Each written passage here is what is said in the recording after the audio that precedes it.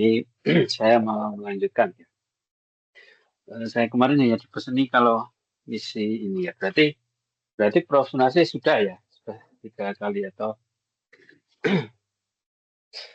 Izin depan. jawab, Pak.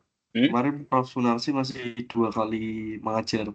Satunya diganti Oh, dengan Pak Ferry kemarin. oh gitu. J. Iya, iya, iya. Ya. Minggu kemarin memang menghubungi saya juga sebetulnya ya, tapi saya pas nggak bisa. Jadi, baik. Yang sudah disampaikan apa saja ya?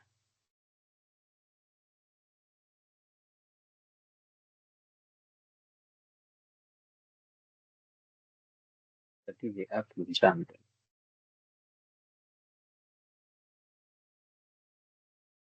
Izin menjawab, ya Pak. Untuk yang pertama kemarin, materi pertamanya terkait konsep statistika, itu penjelasan terkait statistika deskriptif, sama statistika inferensi. Terus yang kedua Oke. itu kemarin terkait persiapan pengolahan data, sama analisis data. Oke. Terus Pak Ferry?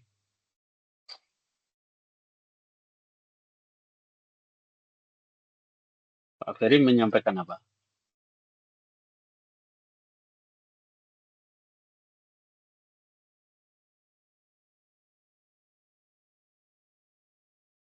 Kemarin terkait pengantar analisis statistik inferensial, Pak.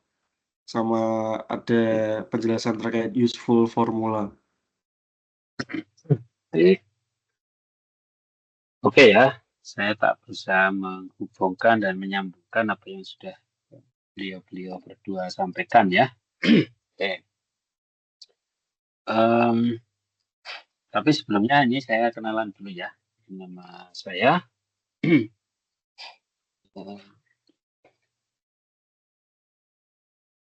Kalau di Anda pernah ke MIL belum? Sudah, Belum. Pak. Oh sudah ya, sudah tahu ya ini. Jadi ruangan saya juga di lantai 4. Saya diberi tugas juga sebagai Kaprodi S3 Ilmu Lingkungan ya. Pak Mariano kan Kaprodi S2 ya, saya Kaprodi S3-nya. Kemudian ini biografi saya singkat ya. Terus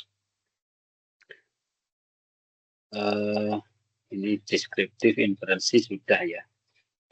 Nanti saya tak nyambung-nyambungkan aja sambil apa ya sampai di mana. Jadi begini, kalau mungkin sudah disinggung juga ya terkait inferensi itu intinya itu kalau statistik itu sebenarnya kan membuat keputusan, membuat kesimpulan dari populasi didasarkan pada data sampel. Itu inti dari statistik sebetulnya ya. Dan yang utama itu adalah bahwa karakteristik dari sampel itu harus menyerupai, harus mewakili karakteristik dari populasi. Jadi kalau di gambar saya ini sebetulnya bukan besar kecilnya yang berwarna kuning yang penting itu ya, tapi bahwa bentuk dari sampel yang berwarna kuning itu ya harus semirip mungkin dengan bentuk dari populasi. Ini sampelnya misalnya dibesarkan itu, kalau ternyata bentuknya berbeda dengan populasinya jadi jadi tidak sesuai.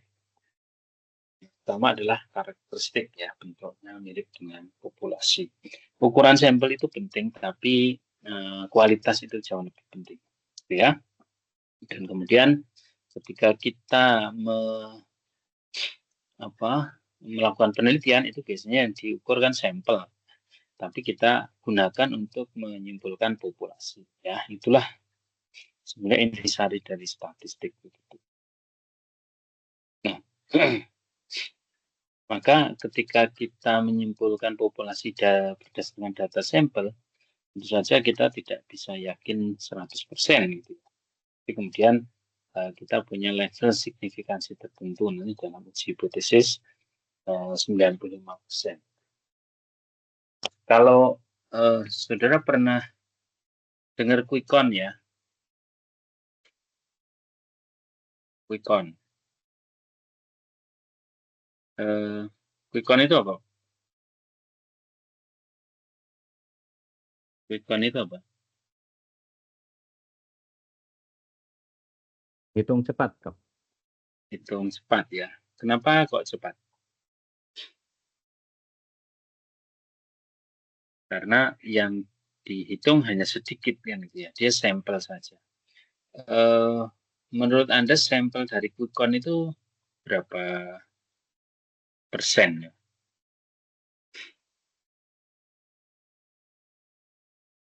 Coba semua menebak. Sembarang silahkan salah 3 menyebutkan angka. Berapa persen itu? Coba disebutkan. 30, Pak. 30. Terus ada tebakan lain? 40, Pak. 40. Satu lagi?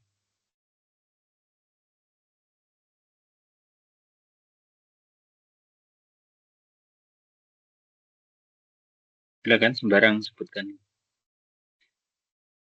60%, Dok. 60%. Baik, terima kasih yang sudah menyebutkan ya. Sekarang coba googling. Semua bawa HP itu, HP atau laptop terserah ya, googling. Jumlah TPS pemilu presiden 2024 gitu. Ada berapa coba?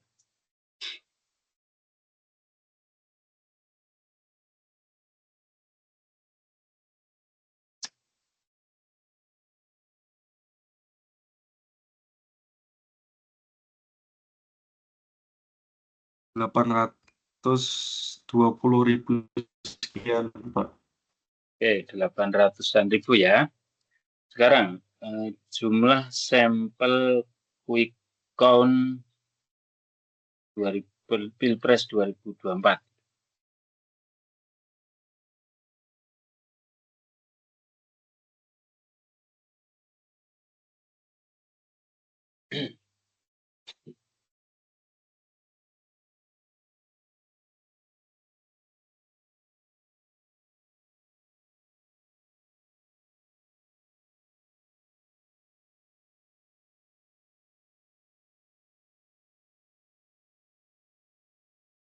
Sama.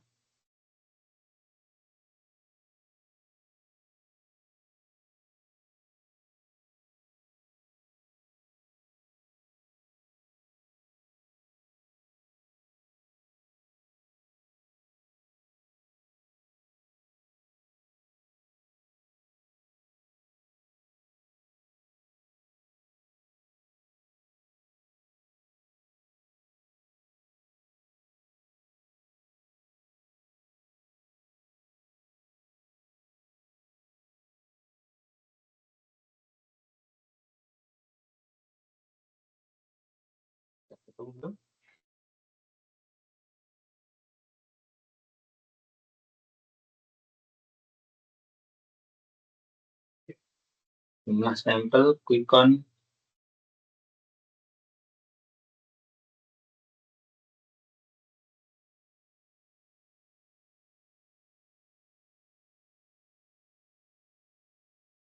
lama.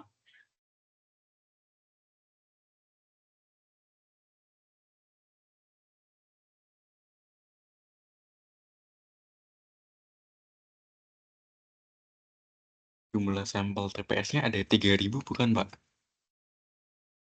3.000. 3.000 ya. Kayak 2.000 sekian, 3.000 gitu kan. Coba. Berarti berapa persen itu? 3.000 kadang kurang ya. 3.000 dari 800.000.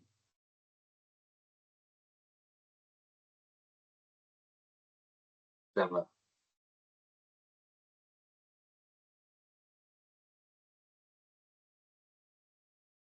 0,375%.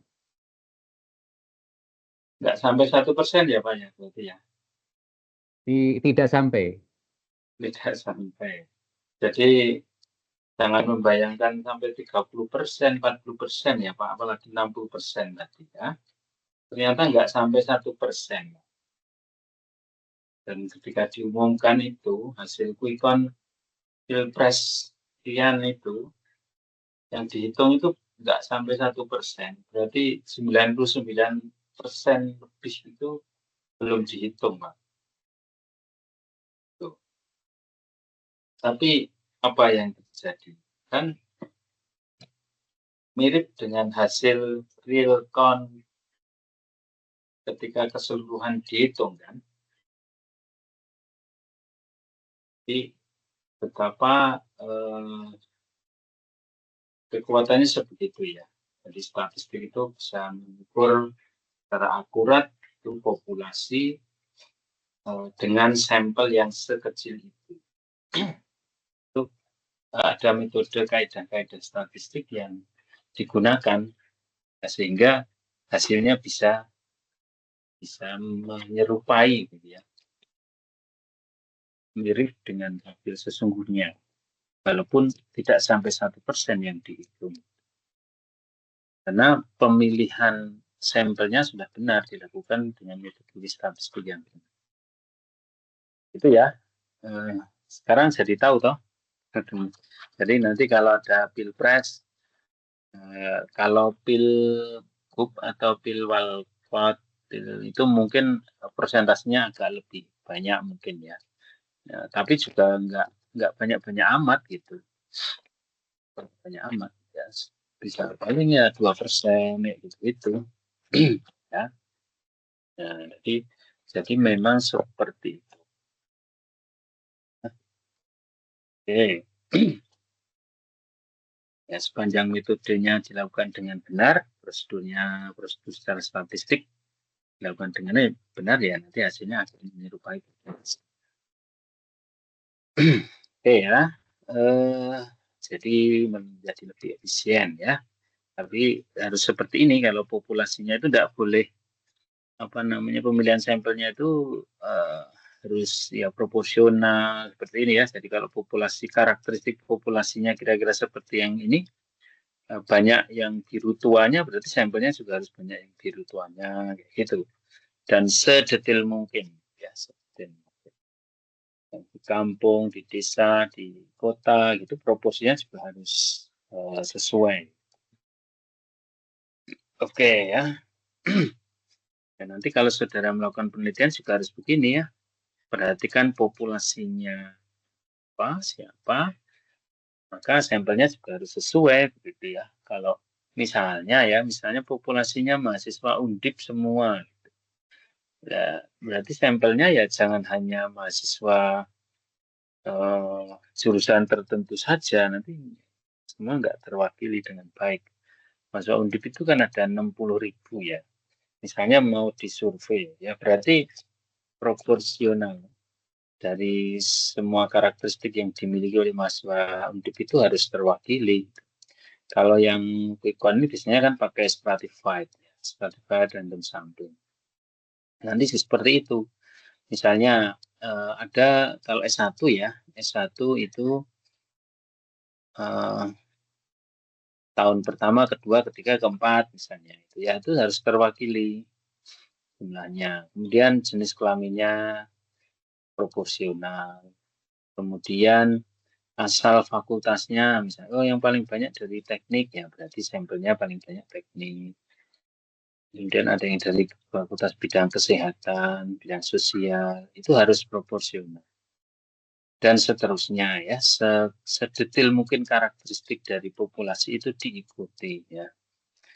Misalkan asal usul itu kayak sepertinya memberikan dampak terhadap hasil survei ya, berarti nanti proporsi yang dari Jawa, luar Jawa misal, atau dari Jawa Tengah dan seterusnya itu sedetail mungkin harus diikuti.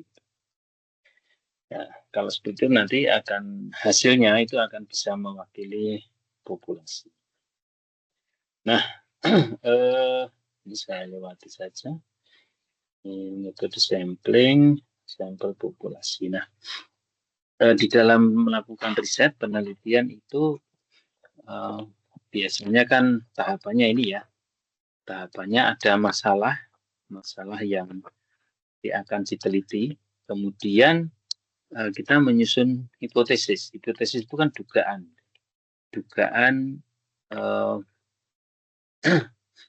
fenomena yang kita duga. Nah, kemudian kita berusaha melakukan penelitian untuk membuktikan dugaan itu kan. Nah, kemudian dilakukanlah penelitian. Mulai dari desainnya, bagaimana merancang penelitiannya, sampai dengan nanti diperoleh data hasil penelitian. Sesudah dapat data kan dianalisis ya, analisis,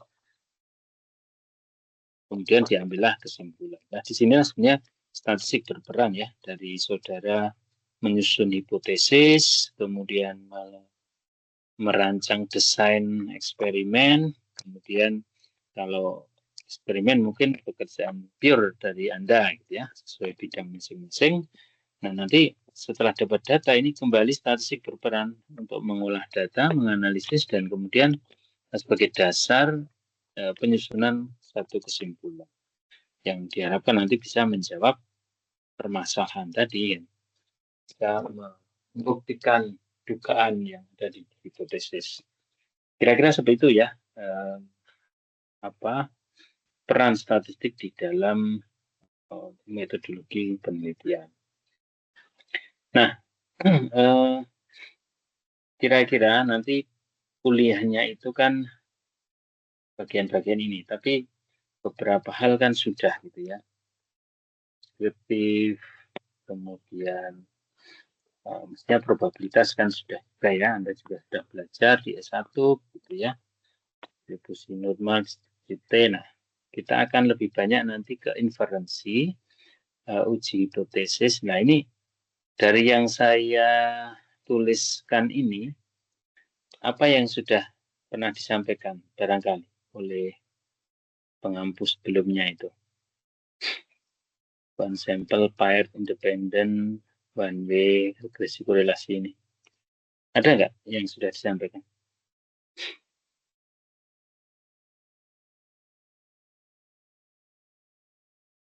Belum.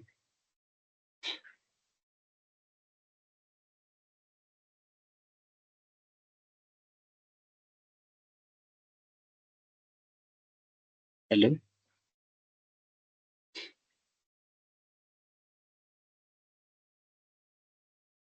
Belum ada?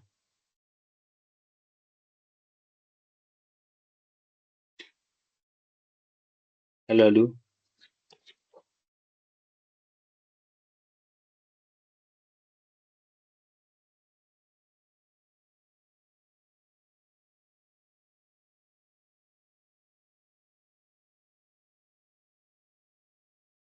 Halo, tes cek.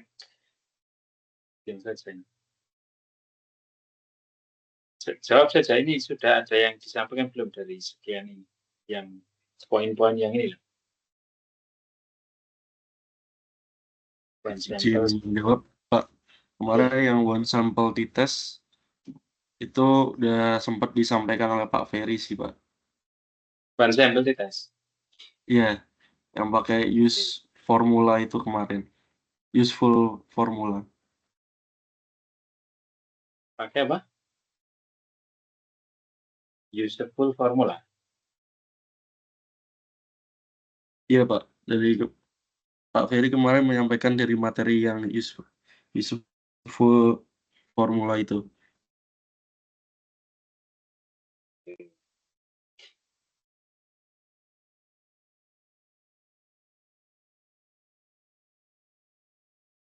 Baik. Mungkin saya review sebentar ya. Oke, saya tak memulai saja dari uji hipotesis ya, nanti biar agak root.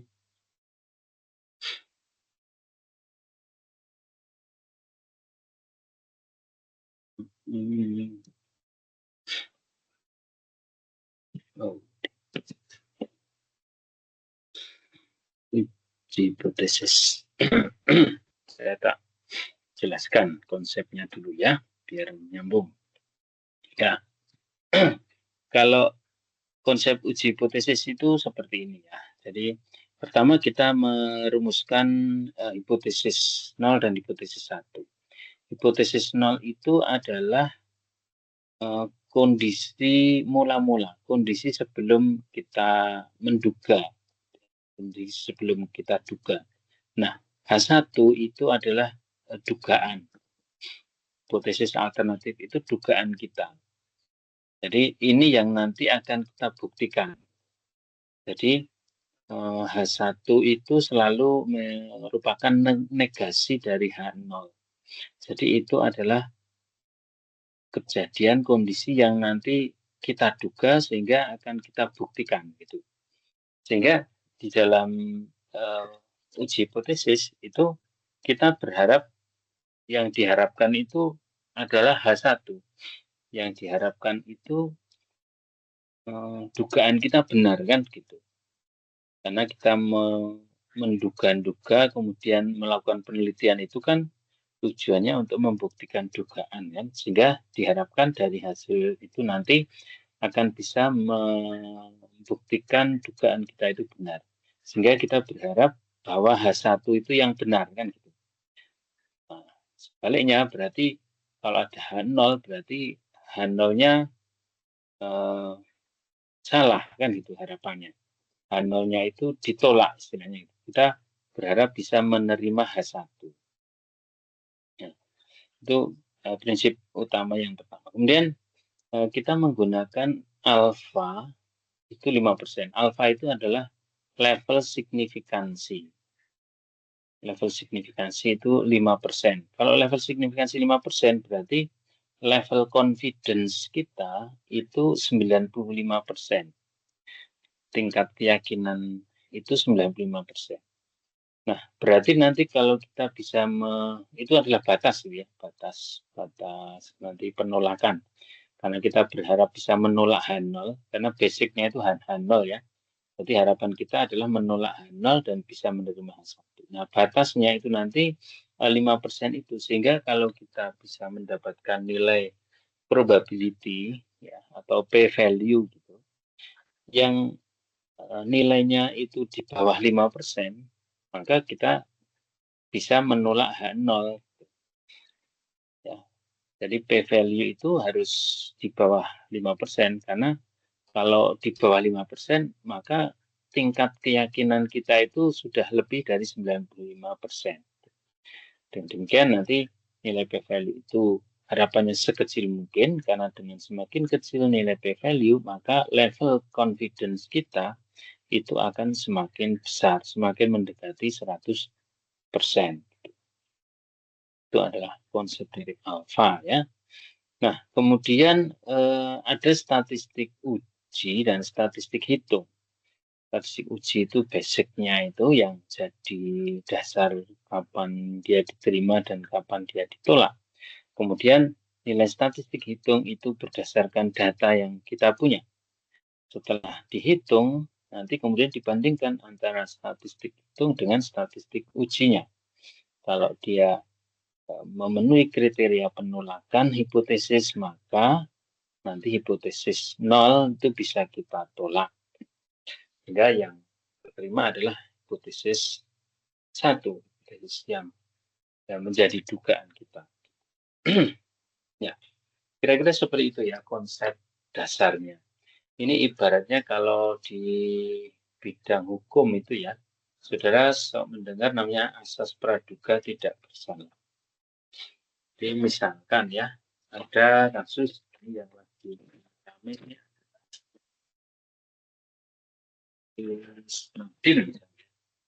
Nah, H0 itu Nadim itu tidak bersalah. Itu statement pada H0. Nah, kemudian dugaannya itu ada H1, yaitu Nadim bersalah kan gitu. Tapi sepanjang bahwa kita belum mengambil kesimpulan, keputusan, hakim itu belum mengambil keputusan, maka yang berlaku sebenarnya yang H0, asas praduga tidak bersalah. Jadi Nadim itu enggak bersalah. Nah, nanti dengan pembuktian-pembuktian dan bukti-bukti saksi-saksi dan sebagainya, nanti Pak Hakim itu bisa memutuskan ya, ini buktinya signifikan atau enggak, untuk bisa menyatakan bahwa Nadiem itu bersalah. Baru nanti kalau sudah ketok palu, itu kita bisa membuat keputusan. Keputusan itu pun sebetulnya bisa salah juga. Ada dua macam tipe kesalahan. Yang pertama itu sebetulnya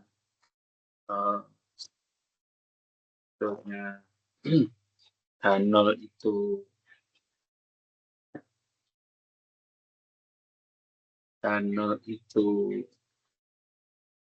benar tapi ditolak. Jadi kesalahan tipe 1 itu namanya alfa itu tadi. Jadi sebetulnya H0 itu benar. Ya, sebetulnya si Nadiem itu sebenarnya benar, tidak korupsi misalnya. Tapi keputusan hakim Nadiem itu korupsi. Nah, itu alfa, kesalahan tipe 1. Ya, dan nilainya kan kecil kan ya. Alfa nilainya kecil, hanya 5%, karena kalau benar kok divonis salah itu kan zalim kan gitu. Kalau harusnya salah divonis tidak salah sih masih mending kan. Jadi dia bebas di dunia, nanti di akhirat kan balasannya sendiri. Nah, tapi kalau orang yang tidak bersalah kok dihukum, ya dinyatakan bersalah, itu kan zalim. Sehingga peluang untuk itu kan dibuat kecil sebagai alfa. Ya. Oke. Nah, sedangkan kesalahan tipe 2 itu yang kalau tadi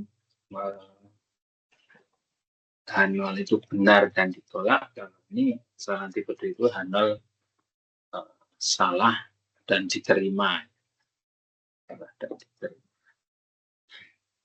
Oke, kira-kira seperti itu konsepnya. Nanti untuk uji batas itu semua akan pakai ya, menggunakan seperti itu.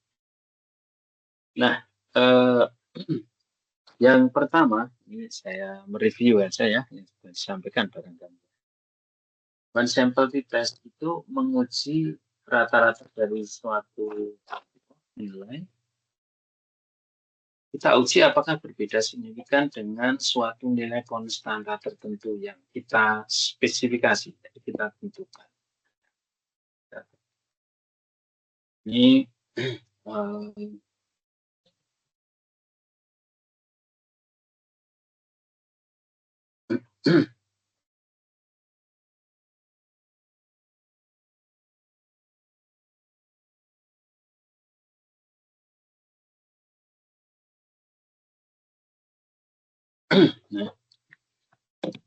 sehingga nanti ini saya tak bahkan ini ya. Oke.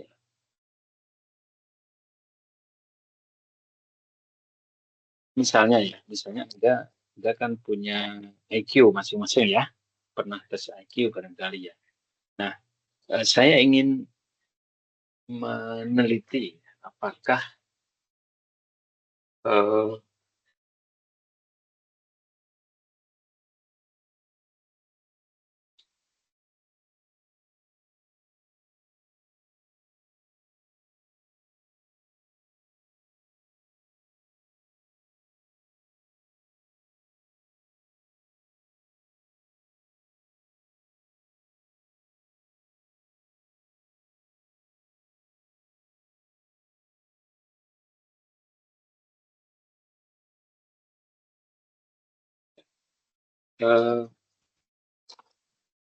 saya ingin menguji apakah rata-rata IQ saudara itu berbeda signifikan dengan 100. Misalnya ya.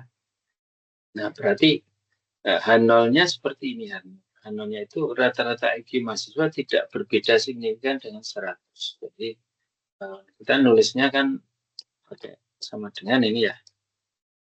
Oke, sama dengan ya. Nah, ini kan sama dengan, tapi kita bacanya bahwa rata-rata IQ mahasiswa itu tidak berbeda signifikan. Tidak berbeda signifikan. Jadi mungkin saja berbeda, tetapi selisihnya, perbedaannya itu tidak bermakna. Ya. Misalkan nanti ketemu rata-ratanya cuma 100,6, berarti bedanya kan 0,6. 0,6 itu tidak signifikan, tidak bermakna, sehingga terus bisa dikatakan sebagai tidak berbeda signifikan. Tapi kalau tinggi kan berbeda signifikan, tingginya nanti kita perlu pastian ya dalam penghitungan. Nah ini kalau saya biasanya menggunakan R ya, R Studio. Jadi nanti untuk kuliah dengan saya, saudara menggunakan software ini ya, R Studio. Ini saya ngajar di Magister Energi, ngajar di S1 Teknik Lingkungan, yang ngajar di yang MIL kelas 1-nya itu juga pakai R Studio dan pada bisa semua ya. Jadi bukan hal yang sulit. Nanti silakan di-download, di-install ya. Karena ini software yang gratis, open source.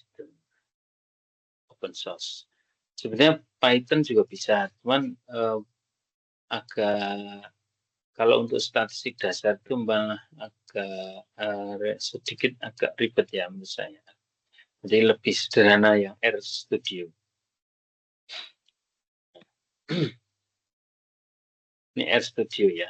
Jadi silahkan nanti bisa setelah ini bisa download, bisa diinstal langsung aplikasi R Studio di laptop masing-masing gitu ya. Tidak harus sekarang ya, setelah kuliah ini berakhir nggak apa-apa. Jadi minggu berikutnya dengan saya nanti untuk semua case itu kita ngolah datanya pakai R.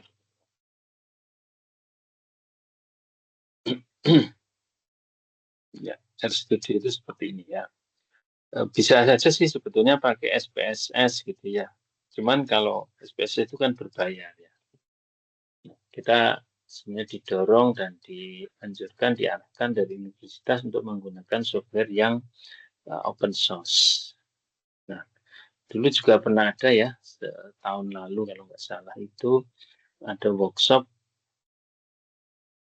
dan ada masukan dari stakeholder itu supaya menggunakan software yang tidak berbayar. Sehingga ketika mahasiswa itu sudah lulus dan kemudian kembali ke tempat kerjanya masing-masing, kan bisa menggunakan secara bebas begitu ya, karena dia open source. Nah, di Kulon belum saya upload mungkin ya. Yang saya upload di ME ya.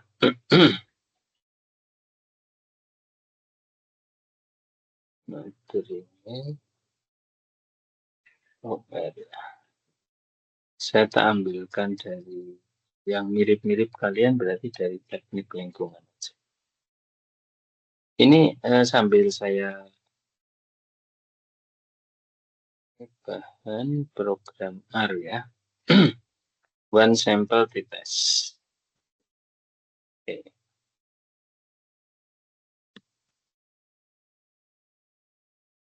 Terus ini datanya ada di data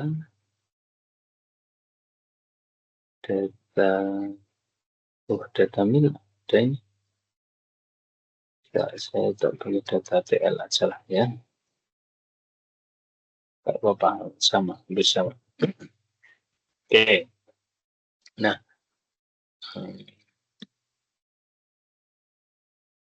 ini kemudian R-nya ini. Anda buka laptop nggak tadi?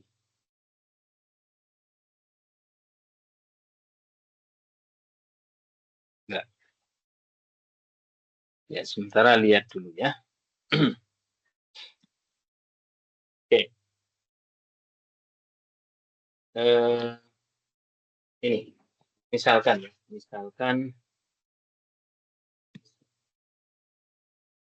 ya, tadi saya menyimpan datanya ada di folder data TL 01. Data TL01 txt ya. Ini pertama kita memanggil data dulu. Jadi data itu bisa disimpan di Excel, di TXT seperti ini, di R sendiri bisa ya. Kebetulan saya memilih yang TXT. Sehingga perintahnya adalah read tabel. Jadi kalau Excel ya read XLS. Nah ini manggil data dan kita beri nama dataku. Gitu. Ya ini suka-suka saudara sebetulnya kasih nama ya dataku, data saya. Ini kalau kita run itu ya itu, maka dia akan membaca data itu. Jadi kemudian kalau kita tuliskan di sini akan muncul gitu, dataku.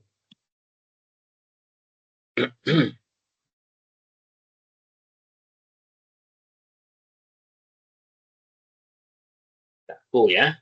Ini tidak benar. Nah, secara default itu nama kolomnya V1 karena kita nggak ngasih nama ke kolom ini gitu ya. Nanti kalau dikasih nama beda lagi nanti setelah ini ya. Nah, kalau tidak dikasih nama secara default namanya V1, variabel 1. Oke ya. Nah, kemudian ini kita tes. Jadi dataku $V1 itu menunjukkan bahwa datanya itu ada di file yang namanya dataku, kemudian kolomnya kolom V1. Ini kalau saya tulis di sini dataku $V1 itu. Nah, kita akan muncul datanya ini ya dalam kolom itu. Jadi kalau dataku kolom V2 ya berarti enggak ada kan ya, cuma satu kolom. Nah, kemudian ini mau kita uji ya, apakah berbeda signifikan dengan 100 kan gitu. Ini kita run. Ini hasilnya di bawahnya. Ternyata rata-ratanya berapa ini?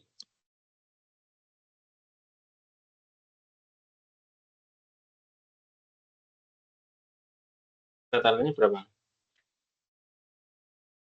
103. 103. 103 itu beda dengan 100.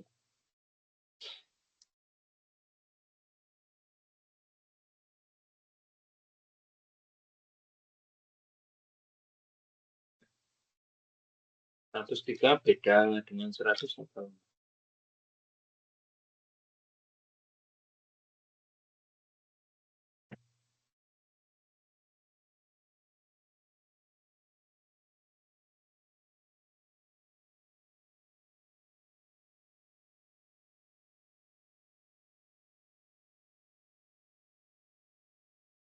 gimana? 103 beda dengan 100 enggak?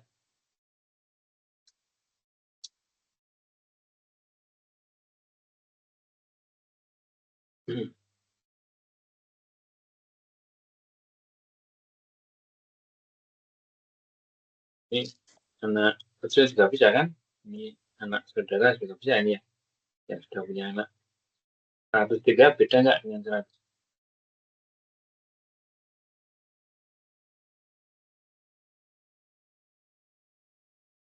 Tidak, Pak. Tidak. 103 ya, 103 dan 100 itu beda apa enggak?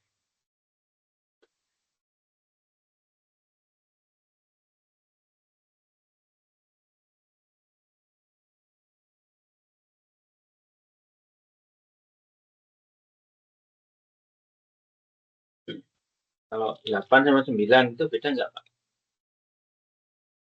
Berbeda, Pak. 10 sama Tidak signifikan, Pak. enggak? Enggak, pertanyaan saya belum bertanya ke situ. Pertanyaan saya itu 100 dan 103 beda apa enggak?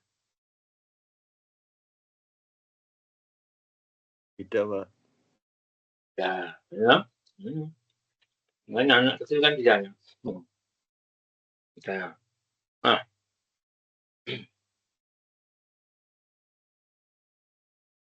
sambil makan nggak apa ya, santai aja.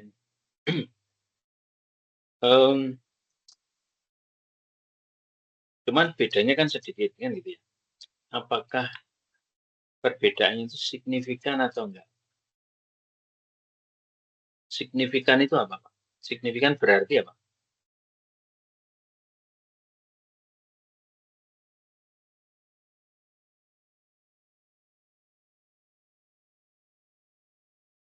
Signifikan berarti Lebih dari 5%.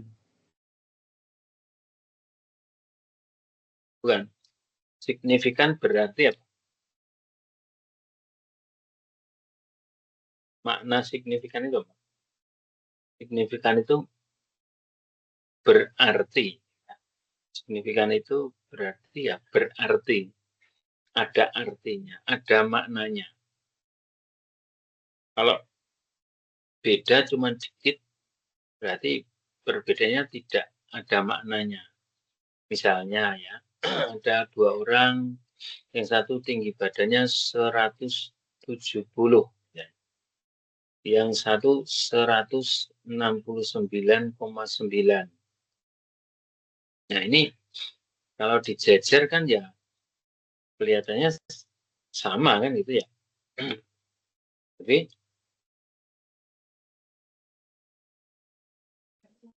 beda sedikit kan bedanya enggak bermakna kan gitu ya. Beda jauh, Pak. Nah, ini beda jauh atau beda dikit. 103 dibanding 100. Berbeda sedikit, Pak. Jadi enggak boleh hanya ngira-ngira pakai perasaan, enggak boleh ya. Tapi harus pakai dasar. Ini ada P value. P value ini berapa ini angkanya?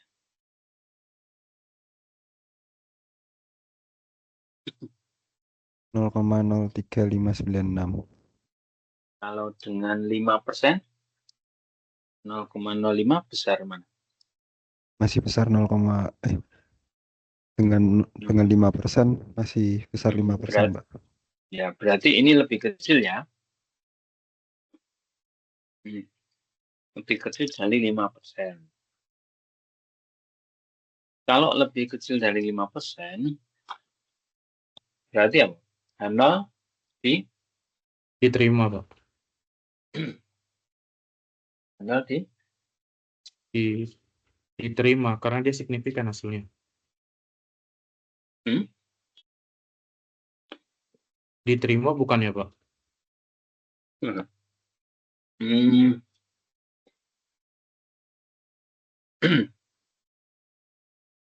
Tadi di awal saya sudah nyamakan ya.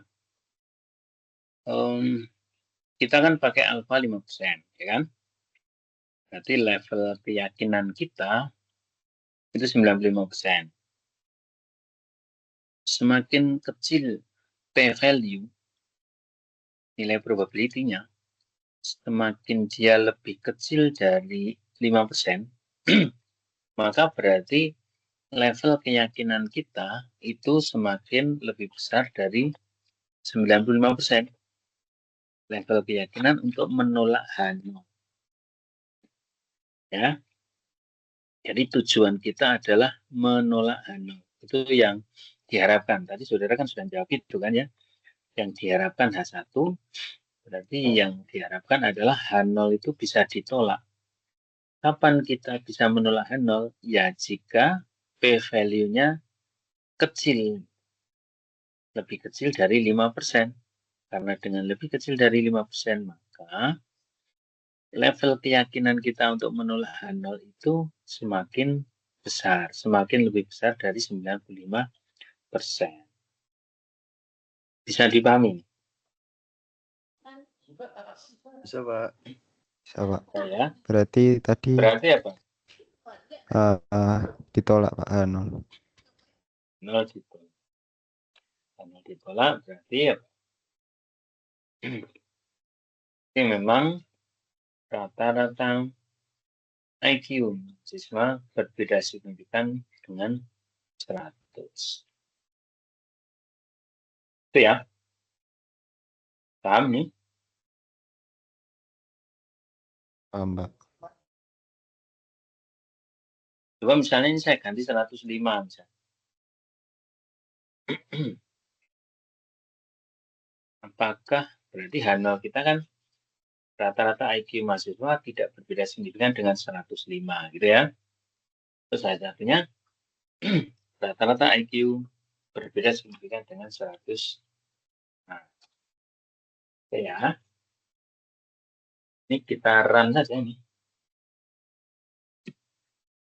Ya. Yang coba silahkan jelaskan hasilnya. Silakan ada yang jelaskan.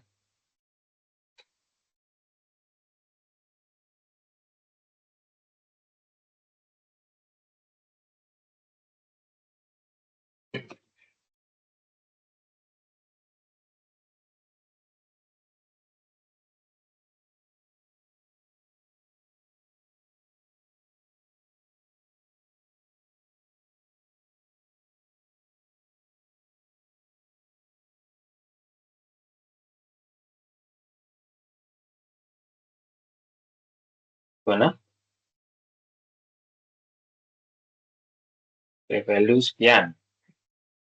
Artinya apa? Silakan. Berarti lebih dari 5%, Pak. Yang lengkap tuh. Ngomongnya yang lengkap.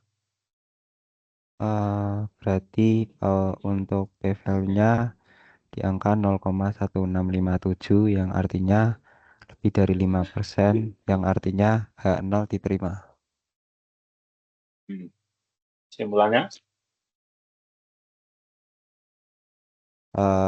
Kesimpulannya yaitu berbeda signifikan. Yang lengkap, Pak. Apa yang berbeda signifikan?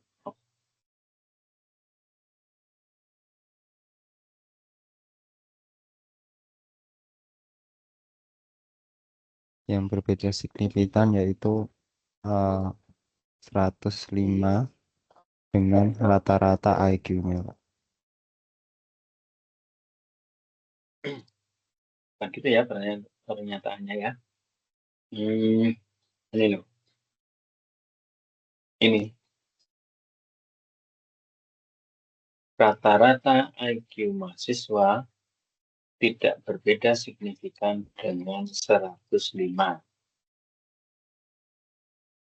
Itu ya. Coba diulangi, Pak. Dari awal tadi. Berarti untuk p-value-nya itu di angka 0,1657 yang merupakan di atas 5%, di mana H0 ini diterima, maka IQ mahasiswa berbeda signifikan dengan 105. Mana terakhir kan? Terakhir pernyataannya ini. Rata-rata IQ mahasiswa. Rata-rata IQ mahasiswa berbeda signifikan dengan 105. Benar. Ini disusun dulu coba. H0-nya apa ini?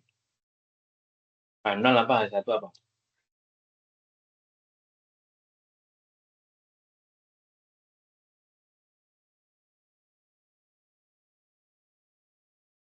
H0, coba.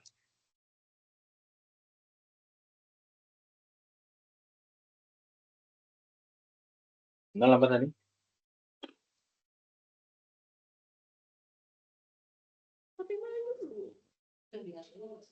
Nolnya diterima, Pak. Bukan. H0-nya apa dulu? Udah, ini dibaca aja ini. Ini saya ganti 105.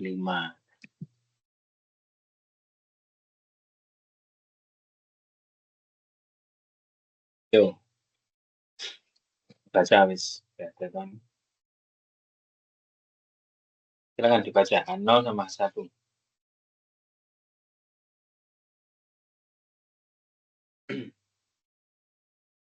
H0. Loh, dibaca. H0 IQ sama dengan 100. Enggak. Itu ada rata-ratanya. Dan rata-rata IQ.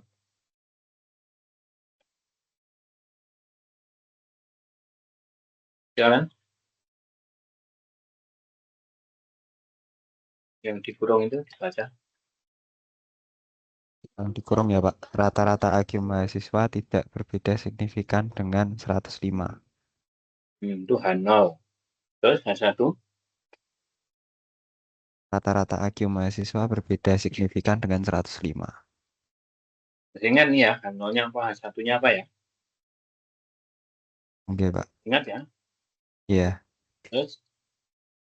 Terus p-value dibaca. P-value-nya yaitu 0,1657. P-value-nya 0,1657, yaitu di atas 5%. Terus? Rumin is not equal to 105. Enggak, bukan. Berarti H0 siapa kan? nolnya diterima, Pak. Diterima. Jadi kesimpulannya? Kesimpulannya IQ rata-rata IQ mahasiswa berbeda signifikan. H0-nya rata-rata IQ mahasiswa tidak berbeda signifikan. Nah, kan H0-nya ini, ya toh? Kalau H0 diterima, ya sudah H0 ini yang jadi kesimpulan. Kalau tidak diterima, kalau H0 ditolak, berarti yang diterima kan H1. Ya, H1-nya yang jadi kesimpulan. Gitu. Itu ya. Berarti kok yang tadi H0-nya kosong, Pak, nggak ada. H0-nya kosong. H0 itu ya selalu ada. H0 itu kan hipotesisnya, hipotesis awal. H0 itu ya ini, Pak. Kita nulisnya selalu gini. Ini saya manggilnya Pak atau Mas? Mas saja, Pak. Mas. Ini H0-nya. Ini H1-nya yang bawahnya. Oke. Ya. H0-nya ini, H1-nya ini. Terus berdasarkan hasil p-value, kesimpulannya menolak H0 atau menerima H0? Menerima H0, Pak. Nah, ya udah, kalau yang diterima H0, kesimpulannya ya H0 ini. Rata-rata IQ mahasiswa tidak berbeda signifikan dengan 105. Iya, Pak. Tadi yang pas 100, pas 100, ya H0-nya ini. Ya ini. Terus p-value-nya ketemu nilai yang kurang dari 5%, sehingga H0 ditolak. Kalau H0 ditolak, berarti yang benar kan H1 yang diterima. Ya sudah, kesimpulannya ya H1 ini tinggal copy paste jadi kesimpulan. Paham, Pak? Mas? Paham, Pak. Baik. Nah, ini penting ya konsep di awal, karena setelah ini nanti ujinya akan lebih kompleks terus gitu. Ini konsep di awal. Makanya saya ulang-ulang nggak apa-apa ya, saya sabar. Tunggu Anda paham. Karena kalau Anda paham nanti berikutnya gampang gitu ya. Ini saya perlu waktu berapa ini tadi? Lebih dari setengah jam kayaknya untuk menjelaskan ini ya. Tapi nanti begitu Anda sudah ngerti, ya nanti berikutnya itu satu tools itu ya 15 menit sudah selesai. Nanti 10 menit sudah selesai gitu. Itu ya.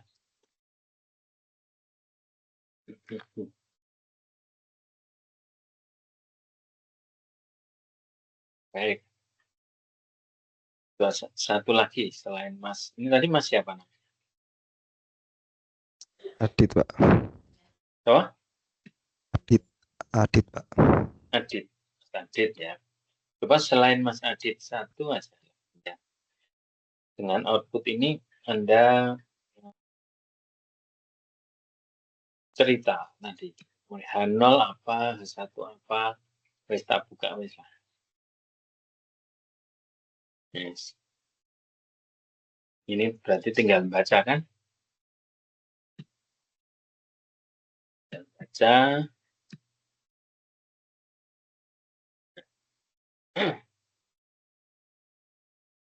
Ya, silakan.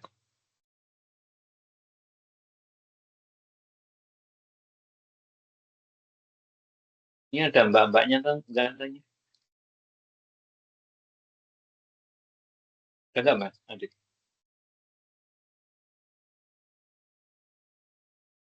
Ada, Pak. Hah?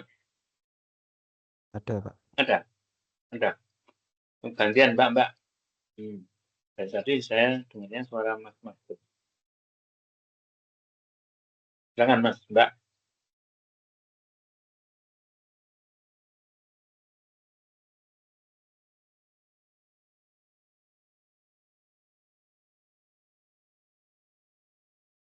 Belum, Mbak.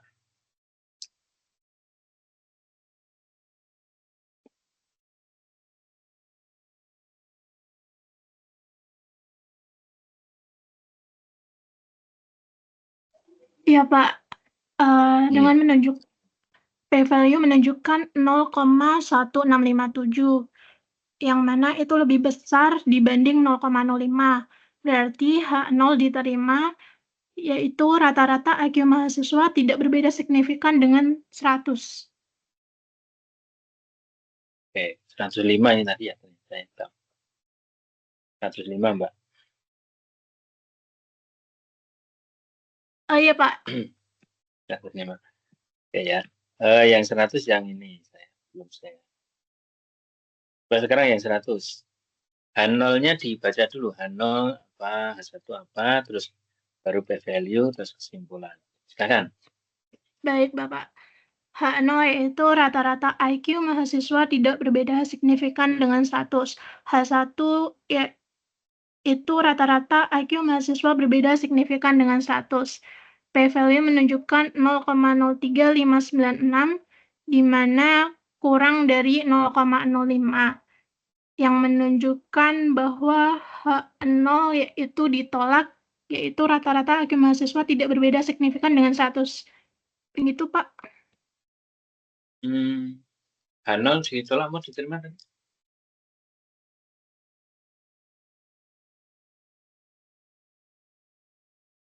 Kan kurang dari 0,5 toh? Iya, Pak. Tadi. H0 ditolak. Tolak. H0 ditolak berarti H1 Pak yang diterima. Rata-rata IQ mahasiswa berbeda signifikan dengan 100.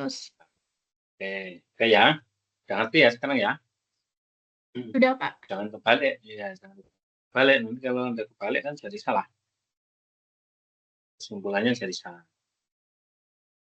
Iya, Pak. Maaf, Pak. Ya, saya maafkan. Oke.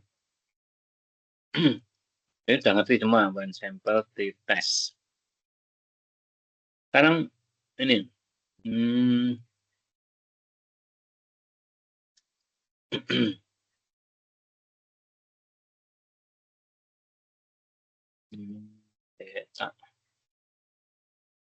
One sampel. Kalau ini kan yang paling sederhana ya, makanya one sampel.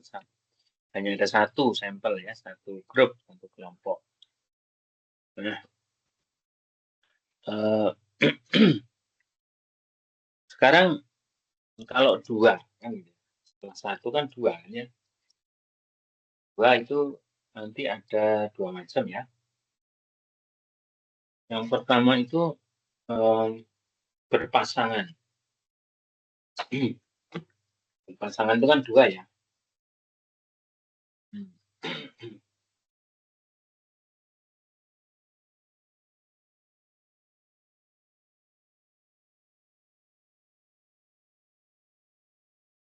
Nah, sekarang dua grup yang dibandingkan ya.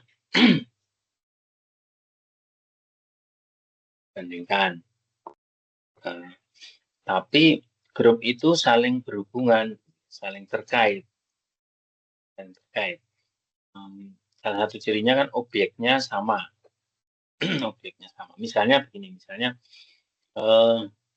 Anda ini ya, 9 orang ini diminta tes TOEFL. Sudah tes TOEFL belum? Belum? Sudah, Pak. Oh, sudah. Sudah lulus. Syarat lulus waktu di Undip, Pak. Syarat lulus S2 nanti berapa? Kalau itu kurang tahu, Pak, saya, Pak. Oh, kurang tahu. Nanti sebelum lulus Anda sudah harus tes TOEFL ya. Soalnya apa?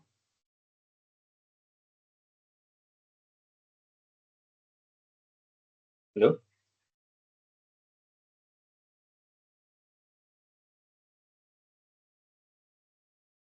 Halo?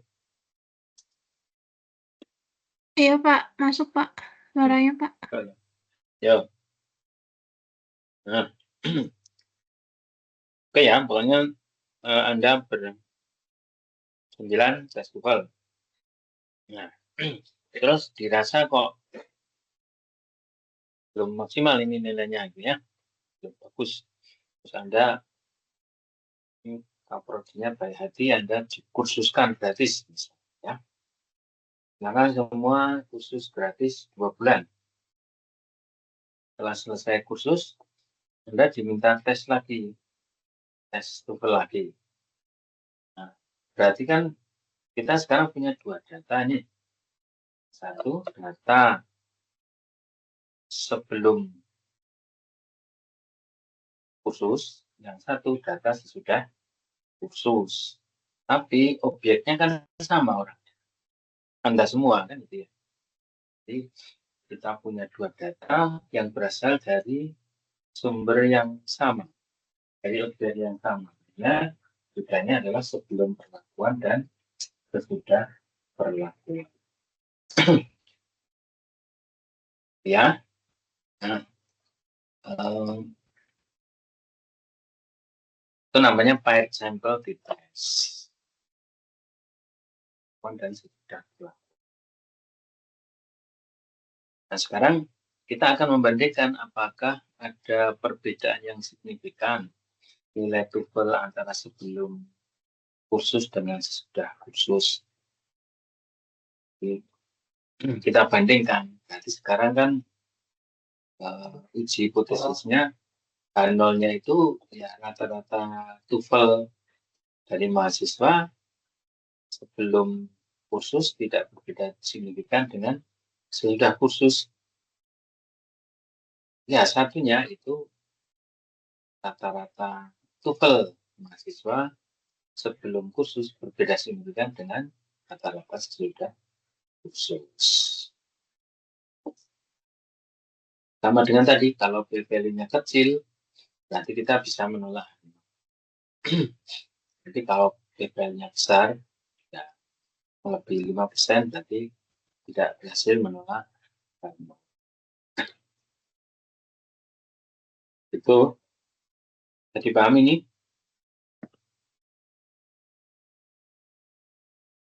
Ngerti Dapat ya? dipahami, Pak. Oke. Nah, benar kan berarti saya ya. Kalau sudah paham dengan yang tadi ini 10 menit, 15 menit udah ngerti kan gitu. Nah, ini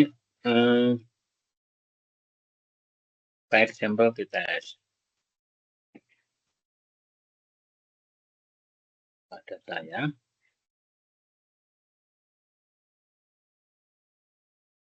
Ya, ini jadi apa? Ini pendek-pendek ya, programnya hanya 2 baris 2 baris. Saya kira nggak masalah ya. Nanti saya berikan semuanya ini ya. Coba nanti saya upload di Kulon ya. Nah, ini pakai data TL02. TL02. Nah, ini ya. Sudah muncul ya datanya ya. Sudah terlihat ini data dan programnya. Lihat, Pak. Sudah, Pak. Oke. Bentar. Saya geser dulu. Nah, ada 2 kolom ya. Kalau tadi itu saya tidak ngasih nama kolom. Sekarang saya kasih nama kolom. Itu pra dan pos. Nah, karena ada nama kolomnya di sini, maka baris pertama ini kalau di dalam bahasa R ya, itu kita harus membacanya ya. Ya, dengan tambahan perintah di sini header sama dengan true. Kalau yang tadi, yang pertama tadi kita tidak perlu ngasih tulisan header sama dengan true karena nggak ada nama kolomnya. Tapi kalau ada nama kolomnya gini, kita harus menambahkan header sama dengan true supaya dia dideteksi sebagai header. Nanti kalau tidak, ini kita tuliskan, ini dianggap sebagai data. Baris pertama ini dianggap sebagai data, kan bingung nanti. Data pertama pra, data kedua 480. Nanti kalau pra ditambah 480 sama dengan berapa? Kan bingung komputer. Jadi header sama dengan true. Kemudian sama tadi ya, kita baca datanya dengan perintah yang sama. Kita definisikan sebagai data A. Gitu ya. Atau misalnya data tadi dataku ya, ini data saya. Jadi di sini ya harus data saya, kan gitu ya. Oke. Nah, sehingga nanti di sini kita ngasih apa memanggilnya langsung data saya $pra karena namanya sudah pra. Ini kalau misalnya saya running gitu ya, misalnya satu saja ya, membaca data dulu ya. Nah, maka di sini data saya itu langsung sudah akan muncul ini pra dan posnya. Pra dan posnya muncul. Sehingga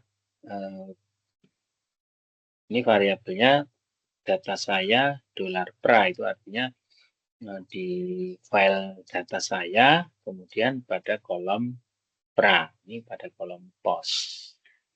Kemudian kita akan melakukan uji T kan, jadi pakai t-test. T-test itu macam-macam nanti. Tadi pun sebenarnya kan t-test juga.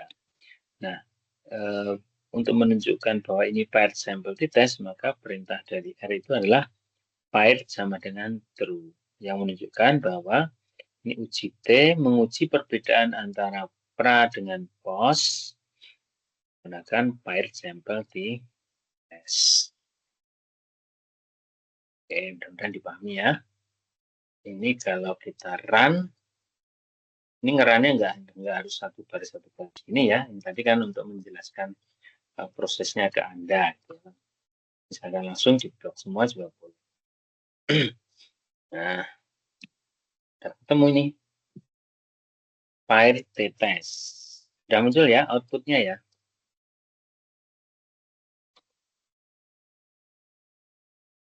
Sudah, Pak. Sudah ya. Nah, sudah. Anda lihat pertama ini dulu. Kan ini aja dulu. Mean of the difference. Min 27 itu artinya apa? Artinya perbedaan rata-rata. Ya, rata-rata sebelum dengan sesudah. Berarti kan kolom kiri dikurangi kolom kanan kan. Berarti sebelum dikurangi sesudah sama dengan minus 27. Jadi perbedaannya itu 27 poin kan. Rata-ratanya ya. Tapi minus. Kalau minus berarti lebih tinggian siapa? Pra atau pos? Pos, Pak. Pos, Pak. Pos ya. Pos. Berarti naik ya. Naik 27 poin. Lumayan ya. Jadi tidak sia-sia ini. Dikursuskan gratis. Nah, naik 27 poin. Nah, ini signifikan enggak 27 ini? Kita tinggal lihat dari p-value. Nilainya sama dengan 6,62 kali 10 pangkat min 5. Ya. Nah, ini kali 10 pangkat min 5 itu berarti kan berapa? 0,00006602. Dengan 0,05 lebih kecil atau lebih besar ya? Lebih kecil, Pak. Kecil, Pak. Lebih kecil, Pak. Kalau lebih kecil berarti apa? 0 ditolak, Pak. 0 ditolak. 1 diterima. Berarti kesimpulannya Berbeda setelah kursus. ayo buat statement yang benar.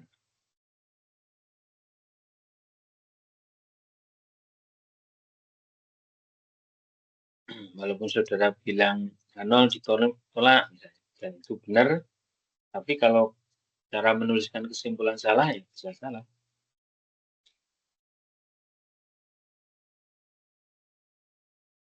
Nilai rata-rata TOEFL berbeda setelah sebelum dan setelah kursus, Pak. Signifikan, Pak. Berbeda signifikan. Ulangi, Pak. Mas. Nilai rata-rata tes TOEFL sebelum dan sesudah kursus berbeda secara signifikan. Gampang ya? Gampang atau gampang banget? Gampang, Pak. Gampang. Tadi A nanti nilainya kalau gampang ya.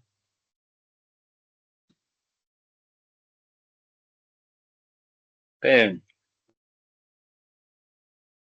Paham ya? Mudeng ya? Pengen lebih mudeng lagi nggak?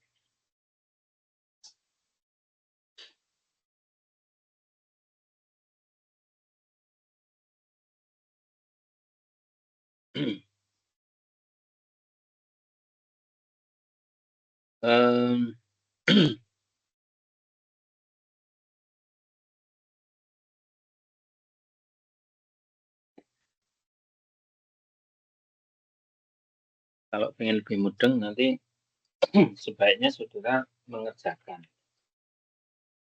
Ini tadi intro dari saya ya. Dan alhamdulillah sudah bagus tadi ya. Paham. Dan lebih cepat ya. Ini saya sambil lirik jam ini 20 menit. Kalau tadi kan 30 menit. Yang pertama menjelaskan yang pertama. Yang kedua itu lebih rumit tapi lebih cepat kan. 1/4 jam sih sebenarnya. Bisa ya. Karena saya minta Anda mengulang-ulang saja jadinya. Nanti lebih mudah lagi ya. Kalau sudah paham, oh cuma kayak gitu, kita gitu kan. Nah, nanti supaya lebih paham, Anda kerjakan ini. Jadi ini tadi tools ya. Hari ini kita belajar 2 tools. Yang pertama one sample test, yang kedua paired sample test. Ya, besok nanti masih ada lagi independent sample test, korelasi regresi ya. Nah, nanti pada setiap tools Anda kerjakan ini. Pertama deskripsi singkat. Deskripsi singkat itu misalnya ya, tadi one sample test adalah bla bla bla bla bla. Paired sample test adalah bla bla bla bla. Ya, dengan 2-3 kalimat yang jelas. Oke. Terus yang kedua, Anda cari data di bidang lingkungan. Kasus dia data. Sembarang terserah. Datanya real boleh, data ambil dari jurnal dari boleh, untuk Anda data karang sendiri juga boleh. Ya. Yang penting masuk akal. Ya. Misalnya data pH. pH kok 100 ya kan enggak bisa. Ya. Ya, BOD nilainya 1 juta kan enggak bisa. Oke ya, di bidang lingkungan. Terus kemudian dilakukan analisis data menggunakan R. Setelah selesai terus dianalisa sampai dengan kesimpulan. Sehingga nanti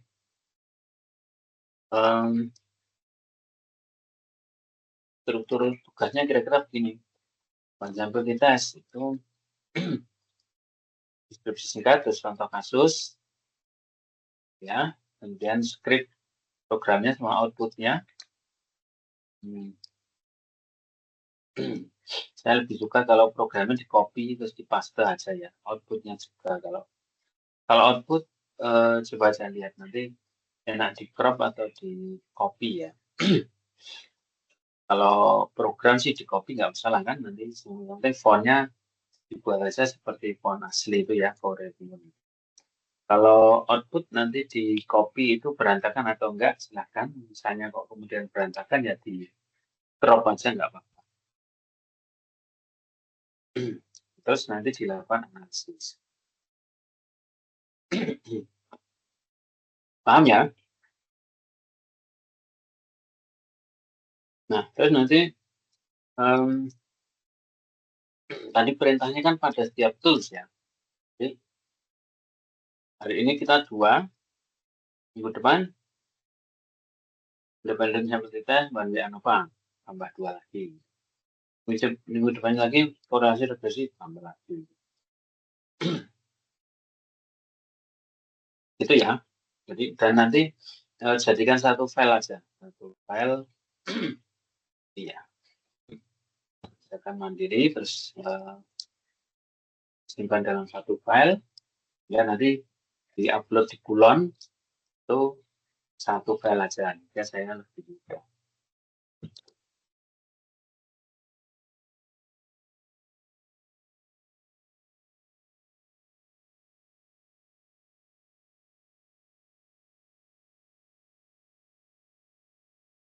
Dan nama filenya nama NIM itu aja ya. NIM nama. Kalau kelasnya kan enggak. Ini kebetulan format untuk S1 yang kelasnya PCD. Tuh, ada pertanyaan? Ini nanti ngumpulkannya di akhir aja. Nanti kalau sudah selesai semua materi. Tuh. Jeda seminggu atau 2 minggu itu baru dikumpulkan. Atau pas UTS lainnya. Tuh. Itu ada pertanyaan? Izin Pak Budi mau nanya untuk konfirmasi terkait tugasnya. Berarti ini nanti contohnya itu ada 2 ya Pak, yang one sample test sama paired sample test ya, yang untuk hari ini. Ya. Oh baik, matur suwun Pak Budi. Minggu depan nambah lagi gitu ya. Dan saya sarankan sih Anda nanti terus kerjakan ya, tidak usah nunggu UTS baru mulai dikerjakan, nanti Anda nanti saya upload di Kulon ya, materi dan contoh programnya. Silakan diakses. Oke. Cukup ya sementara ya. Kita ketemu lagi pekan depannya. Terima kasih, Pak.